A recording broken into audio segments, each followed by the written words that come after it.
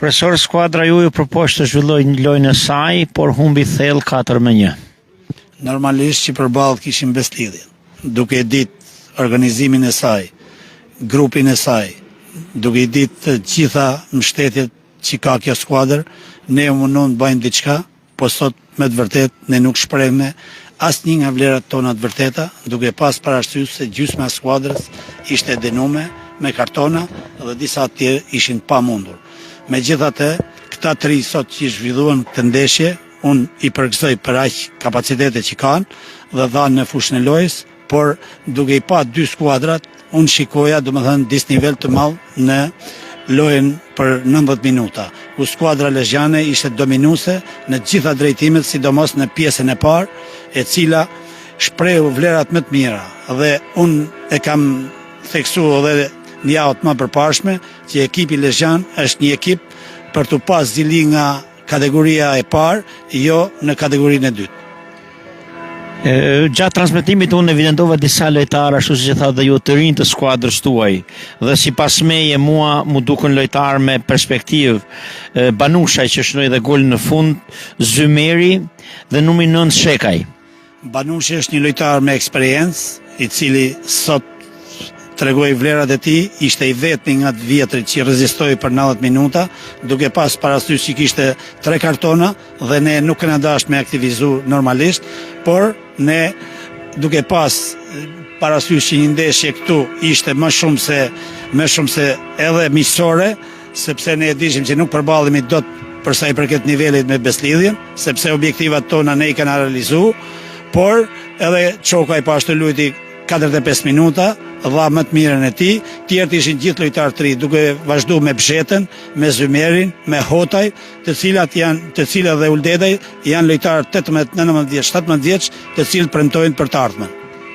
Një rol të qëndësor do të thënë në skuadrën tuaj kishte edhe portieri, pasi ka evituar disa raste shumë të pastra. Normalisht që portieri kur të vinë momenti final nuk ka çaban, megjithatë edhe portieri edhe portieri është nga këta të ri, të cilët aktivizohet tash 3 ndeshje rrallazi, dhe mendoj që do t'i japi përparësi vetes për të ecë akoma më lart me cilësitë që ka. Si trajner me eksperiencë në këto liga, si e shihni ju skuadrën kryesuese të kampionatit Beslidhja, ndërkohë që profesor keni thënë shumë herët që Beslidhja do të jetë në kategorinë e parë. Siç e thatë pak më parë, ju keni patur parasysh ato çfarë është bërë në presidencën fushaj, por ju tani si specialist dhe trajner me eksperiencë, si e shihni këtë Beslidhje? A do të mundën ky grup lojtarësh apo do të ketë nevojë prapë për ndërhyrje për kategorinë e parë? Normalisht që ky grup lojtarësh është i konsoliduar, sidomos faza 2, me marrjen e 2-3 lojtarëve që aktivizoi sidomos sot, dhe mendoj që për të ardhmen i duhet edhe një sulmues i fuqishëm dhe një mesfushor, të cilët mund ta kompletojnë komplet organikën Beslidhja për të qenë dinjitoze dhe për pse jo edhe për të pretenduar për të ngjitur në Super League. Por unë mendoj që ekipi Beslidhës do të shikoj gjanat, domethënë me një kompleksitet dhe me një perspektivë graduale, jo t'i marri me shpejtësi gjanat. Dhe besoj që Beslidhja ka grupin e saktë dhe të mirë, por çdo gjë varet me kapacitetet dhe gjanat që afron presidenca dhe bashkia e Lezhës. Sepse duhet një mbështetje akoma më e madhe, 2 fishe ose 3 fishe financiare se sa kjo e Simjetmja. Siç bëjmë me dije, ka fituar skuadra e Sopotit Librazhit ndaj Shirokës, kështu që i bie që skuadra e Sopotit është në vendin e dytë. Si e shikoni ju garën e skuadrave tjera për vendin e dytë? Normalisht që ekipi i Sopotit është ekipi i dytë, domethënë për mendimin tim që e meriton të jetë në atë pozicion, sepse ka një organik akoma të konsoliduar dhe shumë të mirë, dhe një trajner që punon shumë dhe i cili ka marrë rezultatet e duhura, pavarësisht se ka pas një kockë fortë si Beslidhja, e cila tregoi vlerat e saj gjatë gjithë këtij viti. Të uroj suksese profesor dhe gjithçka të mirë për ju familjarisht dhe në anën teknike dhe profesionale. Faleminderit dhe ju uroj suksese Beslidhjes në vazhdimsi dhe gjithë ekipeve të cilat ka një organizim për kryer. Faleminderit.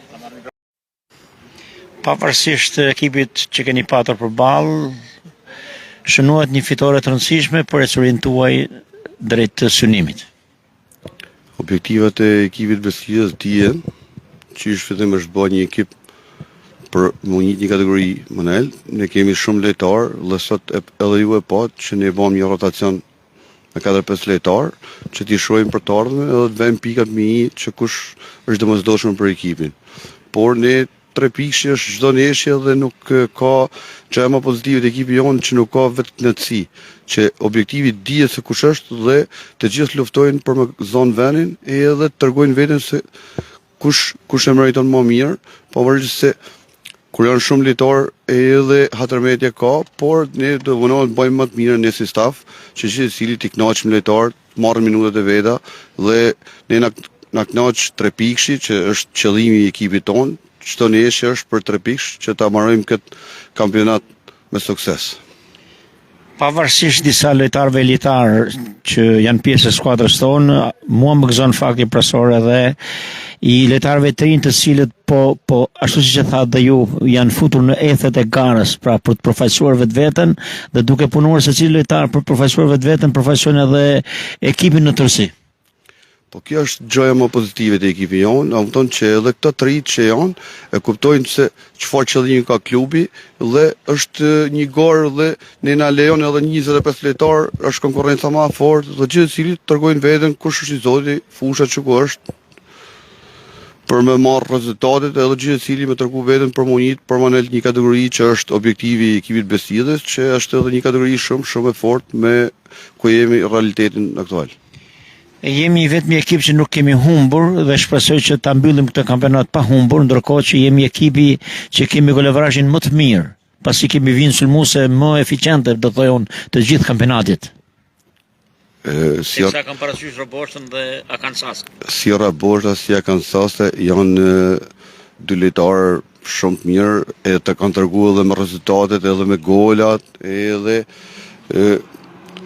kjo është gjë pozitive se edhe se më nga i Roboshta, prap ka lojtarë që zëvendësojnë, por Akansas edhe Roboshta janë një luks për ne. Ndeshja e radhës, profesor. Ndeshja e radhës. Ne çdo ndeshje e vlerësojmë maksimum, por se sot pat me shumë rotacion, për ne është 3 pikëshi që të arrijmë objektivat ku i ka qëllimet klubi edhe Beslides, edhe aty ku meriton me shku Beslides. Suksese dhe faleminderit për intervistë. Faleminderit nga ana juaj.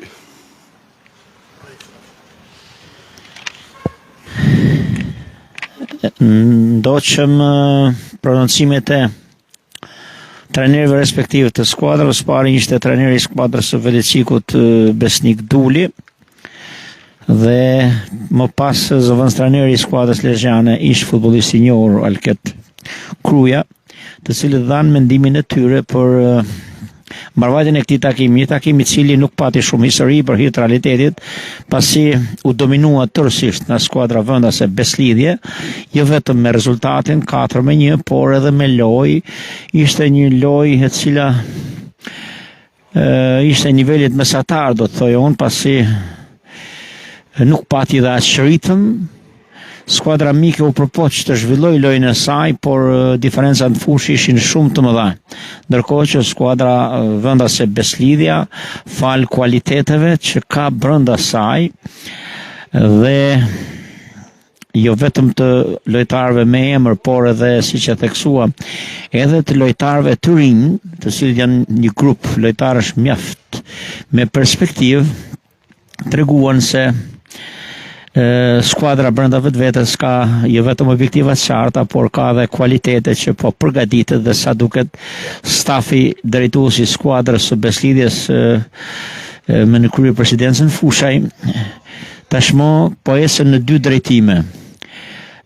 Në drejtimin e parë që është mbyllja e këtij kampionati me objektivin e realizuar që matematikisht do të thoja është e realizuar pa dashur të kalojmë në eufori, por po shikohet edhe se si do të jetë Beslidia në kategorinë e parë, pasi duhet theksuar fakti se kategoria e parë është një kategori që luhet futboll ashpër, luhet futboll i shpejt, ka lojtarë cilësor, të cilët nuk i mungojnë, do të thoja, ekipit vendas të Beslides, e cila siç kemi thënë disa herë edhe gjatë transmetimeve tona, ka një përmirësim radikal do thoya këtë sezon falë edhe presidencës me krye zotin Perin Fushaj, por dhe mbështetjes së Bashkisë së Lezhës, të cilat kanë vendosur objektiv daljen në kategorinë e parë. Ne kryesojmë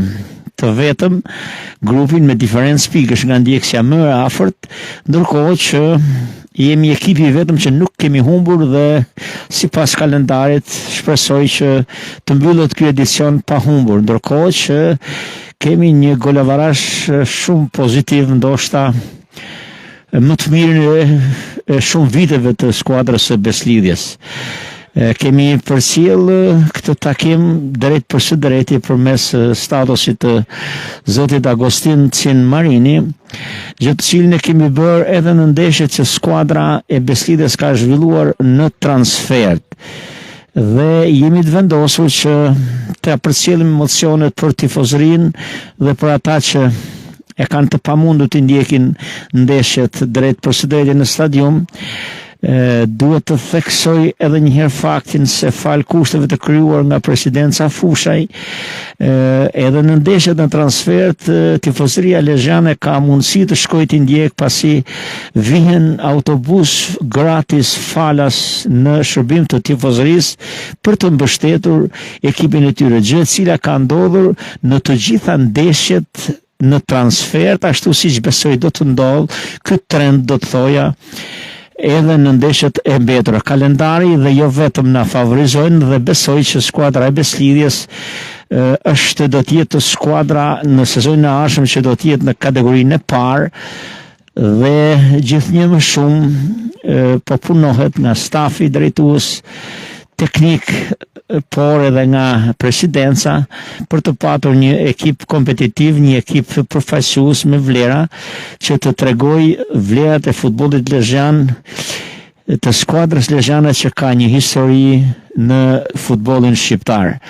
Është vërtet në këto vite ka lundruar në ujëra jo dhe aq të joshse, por dhe vjen një moment që kjo do të jetë, ose ky kampionat është kampionati i, do të thoja unë, i lezhjanëve,